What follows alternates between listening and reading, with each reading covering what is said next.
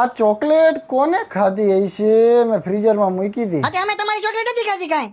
મેં તને કીધું કે તે ખાધી હે એમ. મારી સામે જઈને હું કહેશ? ના ના ના, તું સામેથી દોઢો થયો એટલે તે જ ખાધેલી હોવી જોઈએ. ના ભાઈ ના, અમે નથી ખાધી કાંઈ તમારી ચોકલેટ. અમે સ્વાભિમાની માણસ છીએ, કોઈનું ખાતા નથી પૈસા વગર.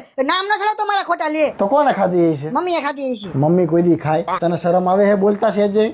હું તો એમ વિચારતો હતો કે હું રોજ એક ચોકલેટ લાવીશ ને હું ને મારો નાનો ભાઈલો બે અડધી અડધી ખાઈશું, પણ હવે આપણા ઘરમાંથી કોઈક ખાઈ જાય એટલે હવે હું કોઈ દિવસ નહીં લાવું. હા, તે ન લાવતો હવે કોઈ દિવસ.